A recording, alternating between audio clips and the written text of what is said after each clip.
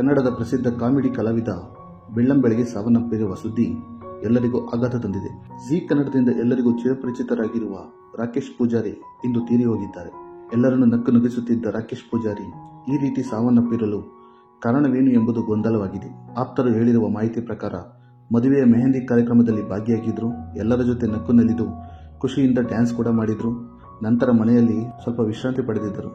ಆದರೆ ಬೆಳಗ್ಗೆ ರಾಕೇಶ್ ಇನ್ನಿಲ್ಲ ಎಂಬ ಸುದ್ದಿ ಕೇಳಿ ಆಘಾತವಾಗಿದೆ. ಕಾರ್ಯಕ್ರಮದಿಂದ ಬಂದ ನಂತರ ರಾಕೇಶ್ ಪೂಜಾರಿ ಅವರಿಗೆ ದಿಢೀರ್ ಬಿಪಿ ಲೋ ಆಗಿದೆ. ತಕ್ಷಣ ಅವರನ್ನು ಆಸ್ಪತ್ರೆಗೆ ಸಾಗಿಸಿದ್ದಾರೆ. ಆದರೆ ರಾಕೇಶ್ ಪೂಜಾರಿ ಅವರಿಗೆ ಚಿಕಿತ್ಸೆ ಫಲಕಾರಿಯಾಗದೆ ಅಲ್ಲೇ ಸಾವನ್ನಪ್ಪಿದ್ದಾರೆ. ಇದಕ್ಕೆ ಲೋ ಬಿಪಿ ಕಾರಣ ಎಂದು ವೈದ್ಯರು ಕೂಡ ದೃಢಪಡಿಸಿದ್ದಾರೆ.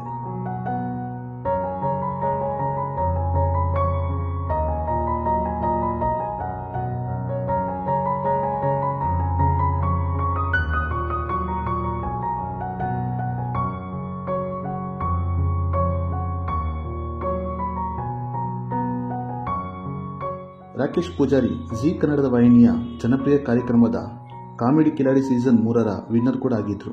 ಉಡುಪಿಯ ನಿವಾಸಿಯಾಗಿರುವ ರಾಕೇಶ್ ಪೂಜಾರಿಗೆ ಜೀ ವಾಹಿನಿಯಿಂದ 8 ಲಕ್ಷ ರುಗಳನ್ನು ನೀಡಿದ್ರು. ರಾಕೇಶ್ ಮಂಗಳೂರಿನ ತುಳು ಕಾರ್ಯಕ್ರಮದಲ್ಲಿ ನಟಿಸಿ ಸೈ ಎನಿಸಿಕೊಂಡವರು. ಕನ್ನಡದಲ್ಲಿ ಪೈಲ್ವಾನ್, ಇದು ಎಂಥ ಲೋಕವಯ್ಯ ಮತ್ತು ಹಲವು ತುಳು ಮೂವಿಗಳಲ್ಲಿ ಕೂಡ ನಟಿಸಿದ್ದರು. ರಾಕೇಶ್ ಪೂಜಾರಿ ಕನ್ನಡದ ಕಾಮಿಡಿ ಕಿಲಾಡಿ ಎಲ್ಲ ಸೀಸನ್ನಲ್ಲಿ ನಟಿಸಿ ಎಲ್ಲ ರೀತಿಯ ಪಾತ್ರಗಳನ್ನು ಜನರಿಗೆ ನಕ್ಕು ನಲಿಯುವಂತೆ ಮಾಡಿದರು.